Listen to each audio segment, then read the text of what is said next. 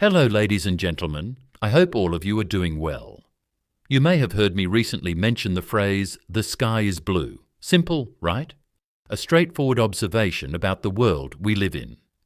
But according to some presuppositional apologists, especially Darth Dawkins, aka Gary F. Milne, that statement isn't as neutral as it seems. Here's the claim. Two people can say exactly the same sentence. The sky is blue. But if one is a Christian theist and the other is an atheist, those identical words are, according to them, metaphysically different. Well, everybody, when we speak, if we so much as say the sky is blue, we will consciously or unconsciously, explicitly or implicitly, be holding to some ultimacy of reality. But you see, the point is simply this. If somebody says, well, the sky is blue because of God, somebody else says the sky is blue because of not God. One of the subjects in the proposition does not exist. It does not have intelligibility, because the intelligibility of the sky is blue in each proposition will only be intelligible with respect that the system is actual. The idea is that only the theist can account for the statement, "the sky is blue," because in their worldview, God created an orderly universe, endowed humans with reliable reasoning faculties, and provides a foundation for truth. So, even though both people say, "the sky is blue," only one of them, they argue, has a legitimate foundation or justification for saying it. The other is just borrowing from the theist's worldview, whether they know it or not. Now, there are at least two ways I could respond to the above. I could ask, did Van Til have a valid point? Did he read Matthew chapter 16? Let's take a closer look at it. In Matthew 16, 2-3, Jesus is speaking with the Pharisees and Sadducees, people who clearly rejected him, and he says to them, "When it is evening, you say, 'It will be fair weather, for the sky is red.'" Notice that Jesus doesn't question their ability to justify their knowledge. He could have did that if it was his intention or his focus to do so, as with presuppositional apologists. Instead, he uses their observation of the sky as part of his argument. He grants that even they, as unbelievers, have real, meaningful knowledge about the natural world.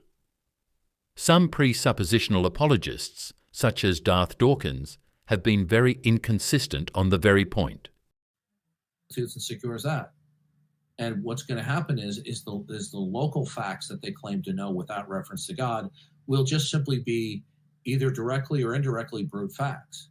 And if there are brute facts, then they're in a chance world. They're in a trance world, they can't know anything. The atheist, given his system, can't know anything. Mm-hmm. You understand what I'm saying? I'm not saying atheists can't know things. I'm not saying atheists can't know facts. They have these things.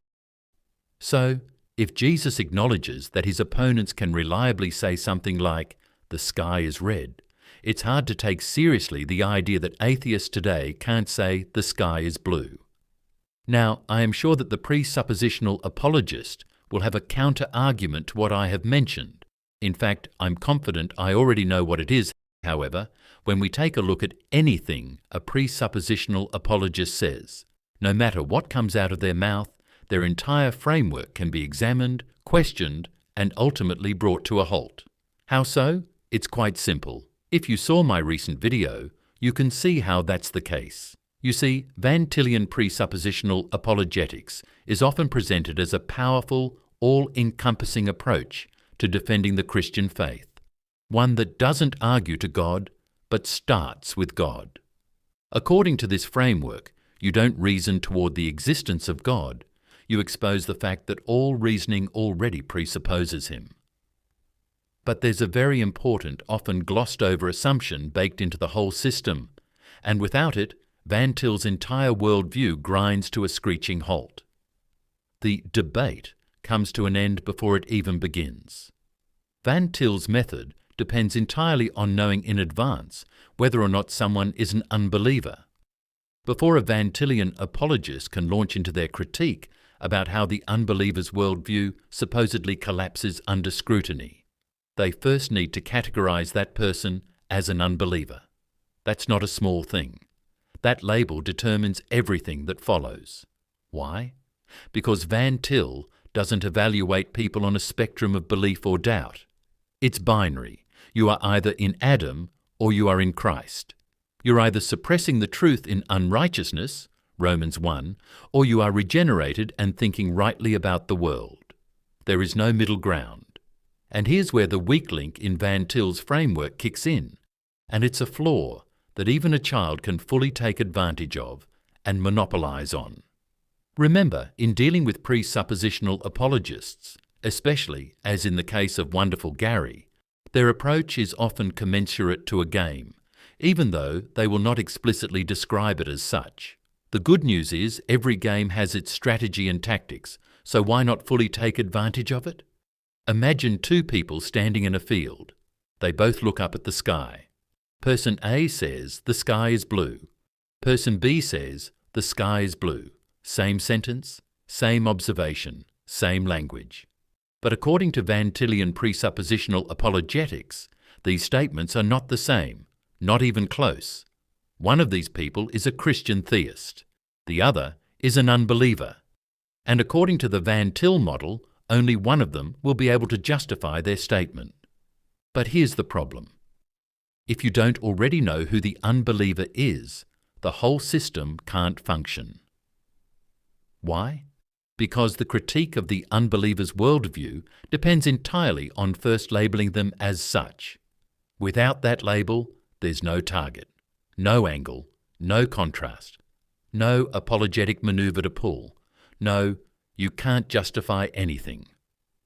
Van Til couldn't say your statement about the sky being blue is unjustified, unless he already knew if the person is outside of his worldview. So in this scenario, where two identical statements are made, but no one is telling you who believes what, Van Til's entire approach can't even get off the ground. It's like a gun with no trigger.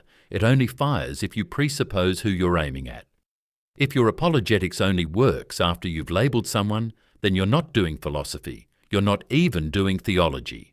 You're doing pre-packaged ideology. Also, as I mentioned in one of my recent videos, anyone speaking from the Van Tillian framework can easily be brought to the foundation of their entire worldview. And when we take them there, what do we see?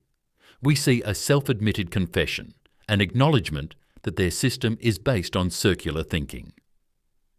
Some, including Gary, will even admit this. Van Til definitely admitted it. So, when handling presuppositional apologists, the bottom line, the good news, is this. When people say the sky is blue, they can't tell which one's worldview is valid from another's, and without that, their game, including all its tactics and strategy, is already over, shut down, evicted, and is a self-declared, self-imposed bankruptcy. Thanks for watching. Please hit that like button, subscribe, keep thinking clearly, and please share the truth.